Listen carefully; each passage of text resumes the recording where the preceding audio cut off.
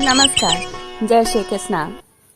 आज मैं आपको अष्टपंचाशः सर्गः सुनाऊंगी श्रीमद् वाल्मीकि रामायण आदि काव्य बाल कांड के हिंदी का अर्थ। यह निरंतर सुना रही हूँ, धारावाहिक ही है। और इसके पहले मैंने आपको सप्तपंचाशः सर्गः सुनाया, जिस सर्ग में विश्वामित्र जब तपस्या करते हैं, ब्रह्मा जी संतुष्ट होकर ऋषियों मुनियों के साथ जाकर उन्हें राजर्षि संबोधित करके उनकी प्रशंसा करते हैं। विश्वामित्र रुष्ट हो जाते हैं, हृदय में, उनके सामने नहीं, क्योंकि वे तपस्या ब्रह्मर्षि पद को प्राप्ति के लिए करते हैं, लेकिन उन्हें राजर्षि ही पद प्राप्त हुआ है। इससे उन्हें लगता है कि मेरी तपस्या विफल हुई। और चूंकि यह कथा शतानंद जी श्री राम जी से विश्वामित्र की गाथा सुना रहे हैं, तो उन्हीं गाथा में यह त्रिशंकु की कथा जो है सप्तपंचाशः सर्ग में ही शुरू हो गई थी। शुरू यह हो गई थी कि वे सशरीर स्वर्ग जाने की इच्छा लेकर अपने पुरोहित, इक्ष्वाकु वंश के पुरोहित ब्रह्मर्षि वशिष्ठ जी के पास जाते हैं। वे कहते हैं ऐसा नियम के विरुद्ध है, ऐसा नहीं हो सकता है, ऐसा कोई यज्ञ मैं नहीं कर सकता जो नियम का उल्लंघन करे। तो ये हताश करके त्रिशंकु राजा जो थे इक्ष्वाकु वंश के, वे उनके पुत्रों के पास गए। वशिष्ठ जी के पुत्र भी उन्हें मना कर देते हैं। तब ये कहते हैं कि मैं अन्य कहीं जाऊंगा, तो वे लोग क्रोधित हो जाते हैं कि तुम्हारे गुरु ने जब मना कर दिया तो अन्य शाखा को क्यों जा रहे हो, जाओ तुम चांडाल हो जाओ।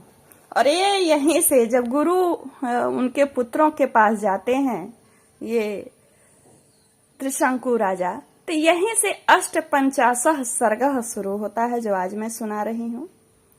और वे गुरु पुत्रों से शापित होकर चांडाल हो जाते हैं। और फिर आगे उनकी क्या गति होती है वह इस कथा में सुनिए। कहते हैं वशिष्ठ ऋषि के पुत्रों का त्रिशंकु को डांट बताकर घर लौटने के लिए आज्ञा देना। और जब उन्होंने कहा दूसरे पुरोहित के पास जाऊंगा, तो उन्होंने चांडाल होने का श्राप दिया। शतानंद जी कहते हैं रघुनंदन राजा त्रिशंकु का यह वचन सुनकर वशिष्ठ मुनि के वे 100 पुत्र कुपित हो उनसे इस प्रकार बोले, दुर्बुद्धे, तुम्हारे सत्यवादी गुरु ने जब तुम्हें मना कर दिया, तब तुमने उनका उल्लंघन करके दूसरी शाखा का आश्रय कैसे लिया। समस्त इक्ष्वाकु वंशी क्षत्रियों के लिए पुरोहित वशिष्ठ जी ही परम गति हैं। उन सत्यवादी महात्मा की बात को कोई अन्यथा नहीं कर सकता। जिस यज्ञ कर्म को उन भगवान वशिष्ठ मुनि ने असंभव बताया है, उसे हम लोग कैसे कर सकते हैं। नरश्रेष्ठ, तुम अभी नादान हो, अपने नगर को लौट जाओ। पृथ्वीनाथ भगवान वशिष्ठ तीनों लोगों का यज्ञ कराने में समर्थ हैं। हम लोग उनका अपमान कैसे कर सकेंगे। गुरु पुत्रों का वह क्रोध युक्त वचन सुनकर राजा त्रिशंकु ने पुनः उनसे इस प्रकार कहा, तपोधनो, भगवान वशिष्ठ ने तो मुझे ठुकरा ही दिया था। आप गुरु पुत्र गण भी मेरी प्रार्थना नहीं स्वीकार कर रहे, अतः आपका कल्याण हो। अब मैं दूसरे किसी शरण में जाऊंगा। त्रिशंकु का यह घोर अभिसंधिपूर्ण वचन सुनकर महर्षि के पुत्रों ने अत्यंत कुपित होने श्राप दे दिया। अरे जा, तू चांडाल हो जाएगा। ऐसा कहकर वे महात्मा अपने अपने आश्रम में प्रविष्ट हो गए। तदंतर रात व्यतीत होते ही राजा त्रिशंकु चांडाल हो गए।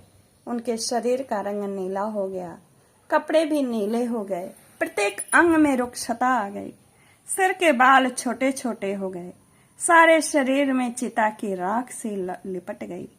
विभिन्न अंगों में यथास्थान लोहे के गहने पड़ गए। श्री राम, कहते हैं शतानंद जी, श्री राम अपने राजा को चांडाल के रूप में देखकर सब मंत्री और पुरवासी जो उनके साथ आए थे उन्हें छोड़कर भाग गए।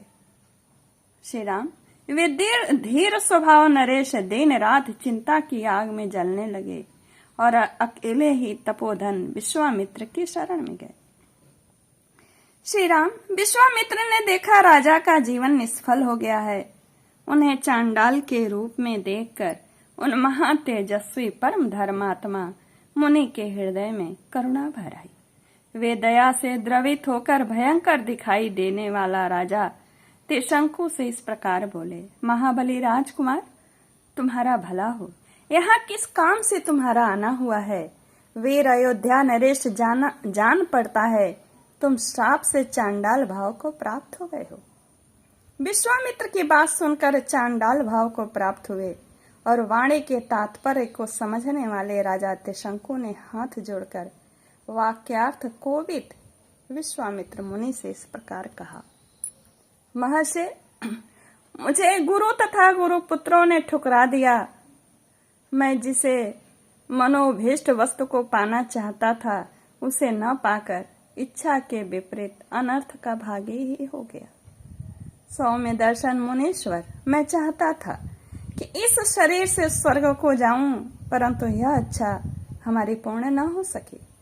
मैंने तो सैकड़ों यज्ञ की, किंतु उनका भी कोई फल नहीं मिल रहा है। सौम्य, मैं क्षत्रिय धर्म की शपथ खाकर आपसे कहता हूँ कि बड़े से बड़े संकट में पड़ने पर भी न तो मैंने कभी मिथ्या भाषण किया और न ही भविष्य में करूंगा। मैंने नाना प्रकार के यज्ञों का अनुष्ठान किया, प्रजाजनों की धर्म पूर्वक रक्षा की और शील एवं सदाचार के द्वारा महात्माओं तथा गुरुजनों को संतुष्ट रखने का प्रयास किया। इस समय भी मैं यज्ञ करना चाहता हूँ, अतः मेरा यह प्रयत्न धर्म के लिए ही था। मुनि प्रवर तो भी मेरे गुरुजन मुझ पर संतुष्ट न हो सके।